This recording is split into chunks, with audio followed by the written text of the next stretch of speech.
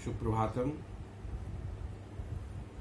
आज कारक के उपपद विभक्तियों की अगली कड़ी में तृतीया विभक्ति बता रहा हूँ। सह, शाकम, समम, सार्धम, बिना, अलम, सदृशः, हीनः। जिनके अर्थ दिए हुए हैं साथ, साथ, साथ, साथ, बिना यानी अभाव, अलम यानी मत करो निषेध, सदृश समान, हीन मतलब अभाव कम। इन सबों का योग जिसके साथ रहता है, जिस शब्द के साथ रहता है, उसमें हम तृतीया विभक्ति का प्रयोग करते हैं, चाहे वो चिन्ह जिस प्रकार से भी रहे। जैसे हम पढ़ाते हैं बालकः बालकेन सह खेलति। बालक बालक के साथ खेलता है, तो केन सह होने के कारण यहाँ बालकेन तृतीया है। यद्यपि हिंदी में अर्थ होता है बालक के साथ, का के की चिन्ह षष्ठी का है, लेकिन सह होने के कारण वहाँ षष्ठी न होकर के तृतीया विभक्ति का प्रयोग है।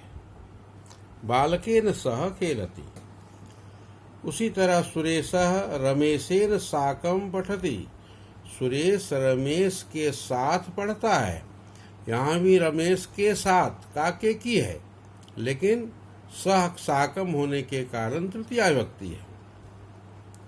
मोहन सोहनेन समम धावति। मोहन सोहन के साथ दौड़ता है। समम होने के कारण सोहनेन में तृतीया विभक्ति, यद्यपि अर्थ होता है षष्ठी का। सार्धम मतलब भी साथ। लता सीतया सार्धम गच्छति। लता सीता के साथ जाती है, तो सीतया में भी तृतीया विभक्ति है। बिना का अर्थ होता है अभाव, इसके बिना। बालका भोजनेन बिना दुर्बलः अस्ति। बालक भोजन के बिना दुर्बल है।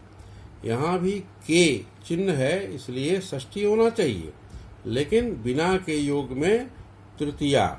बिना के योग में द्वितीया का भी प्रयोग होता है और पंचमी का भी। तो भोजनम बिना भी हो सकता है, भोजनेन बिना भी हो सकता है। अलम, अलम मतलब मत, निषेध। विवादेन अलम, विवाद से। अलम मतलब मत करो, विवाद मत करो, विवाद मत करो, झगड़ा मत करो। तो अलम का अर्थ होता है मत करो।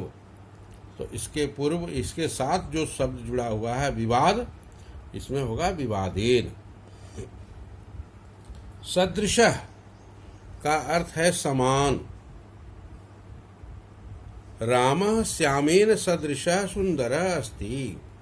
राम श्याम के समान सुंदर है।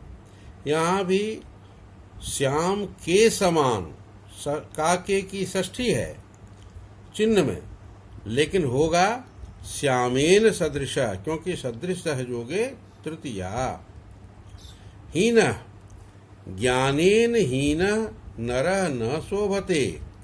ज्ञान से हीन मनुष्य शोभा नहीं पाता है। से चिन्ह पंचमी में भी है, तृतीया में भी है, लेकिन जहाँ हीन का बोध होता है वहाँ तृतीया का प्रयोग होगा। ज्ञान से हीन नरः मनुष्य शोभा नहीं पाता है। ज्ञानेन हीनः नरः न शोभते। इस प्रकार तृतीया विभक्ति के कुछ उपपद हैं जिनका हम प्रयोग इस प्रकार करेंगे। चतुर्थी विभक्ति अब चलते हैं। रुच यानी अच्छा लगना, जिसे पसंद हो। दा यानी यक्ष और दा दो धातु है, देना, जिसे दिया जाए। नमः का अर्थ होता है प्रणाम। जिसको नमः प्रणाम। स्वाहा का मतलब होता है समर्पण। स्वाहा का मतलब समर्पण। हम अग्नि में हवन इत्यादि करते हैं, उसमें स्वाहा का प्रयोग करते हैं। स्वाहा का मतलब समर्पण है।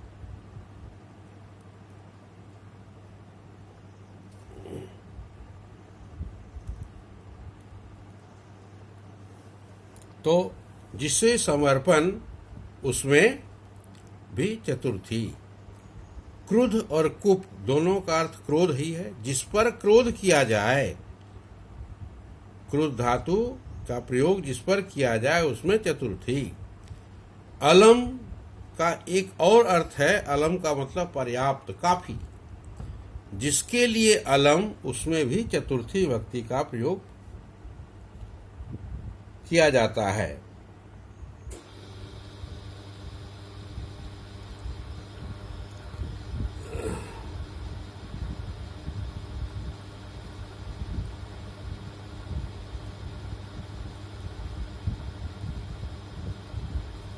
अब जैसे उदाहरण है, बालकाय फलम रोचते। बालक को फल अच्छा लगता है। रोचते, अच्छा लगता है।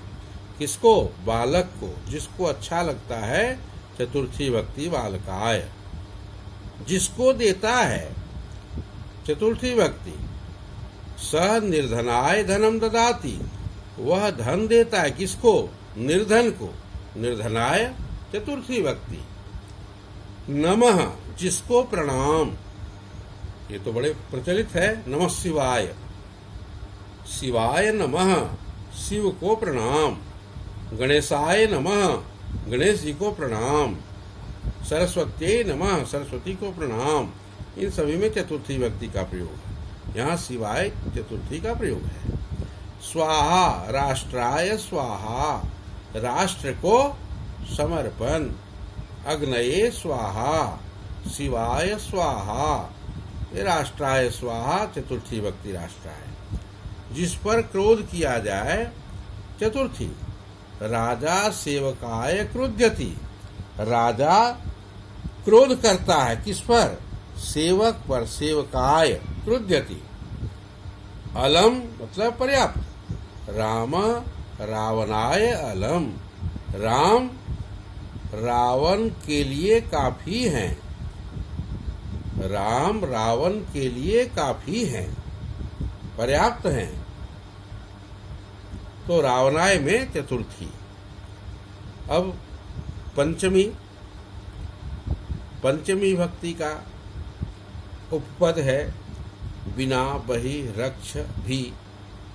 बिना का अर्थ अभाव। पहले बताए कि बिना हम द्वितीया में भी प्रयोग करते हैं, तृतीया में भी करते हैं, पंचमी में भी है।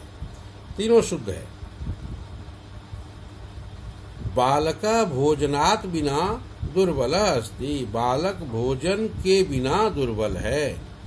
के बिना षष्ठी चिन्ह है, लेकिन है भोजनात् बिना। भोजन के बिना दुर्बल है।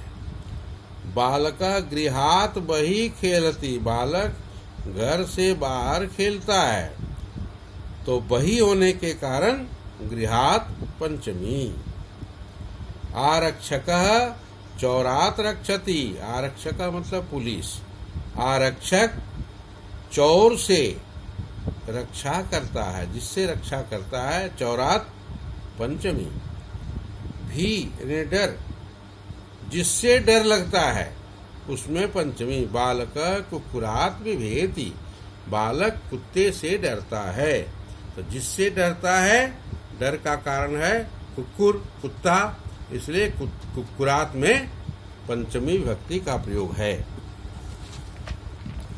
इसी प्रकार आगे के क्रम में है षष्ठी विभक्ति उपरि, अधः, पुरतः, पृष्ठतः। उपरि यानी ऊपर, अधः नीचे, पुरतः सामने, पृष्ठतः पीछे, अन्य दिशावाचक शब्द भी हो तो षष्ठी का प्रयोग करते हैं। उदाहरण है उपरि। मंचस्य उपरि कवयः सन्ति। मंच के ऊपर कवि हैं। तो उपरि जहाँ है षष्ठी विभक्ति। अधः वृक्षस्य अधः पशवः सन्ति, पेड़ के नीचे पशु हैं। तो वृक्षस्य षष्ठी अधः के कारण। पुरतः गृहस्य पुरतः उद्यानम अस्ति, घर के सामने बगीचा है। तो पुरतः के कारण गृहस्य षष्ठी। उद्यानस्य पृष्ठतः गृहम अस्ति, बगीचे के पीछे घर है। तो पृष्ठतः होने के कारण उद्यान में षष्ठी। इसी प्रकार दक्षिणतः वामतः समझना चाहिए, दाएं बाएं सब समझना चाहिए। इसमें सब में षष्ठी दिशावाचक जितने भी शब्द हैं। सप्तमी विभक्ति अब चलते हैं। स्नेह्य मतलब जिस पर स्नेह किया जाए, प्यार किया जाए। निपुण, निपुण माने कुशल, जिसमें कोई कुशल हो, योग्य हो। विश्वास, जिस पर विश्वास किया जाए। ऐसे शब्दों में सप्तमी विभक्ति। जैसे उदाहरण है माता पुत्रे स्नेह्यति, माता पुत्र पर स्नेह करती है। तो किस पर स्नेह करती है? पुत्र पर, तो पुत्रे सप्तमी। राम संगीते निपुण अस्ति, राम संगीत में निपुण है। किसमें निपुण है? संगीत में, तो संगीते सप्तमी। कुशलः मोहनः व्याकरणे कुशलः अस्ति, मोहन व्याकरण में कुशल है, यानी योग्य है। व्याकरण में वह योग्य है, तो व्याकरणे सप्तमी। और जिस पर विश्वास किया जाए, विश्वास धातु के योग में भी सप्तमी। पिता पुत्रे विश्वसिति, पिता पुत्र पर विश्वास करता है। तो जिस पर विश्वास करता है उसमें सप्तमी। इस प्रकार हम कारक विभक्ति के साथ साथ उपपद विभक्ति को पढ़े, और अब हम वाक्य का निर्माण बहुत आसानी से कर सकते हैं। अनुवाद वगैरह बहुत सुंदर ढंग से हम कर सकते हैं। धन्यवाद।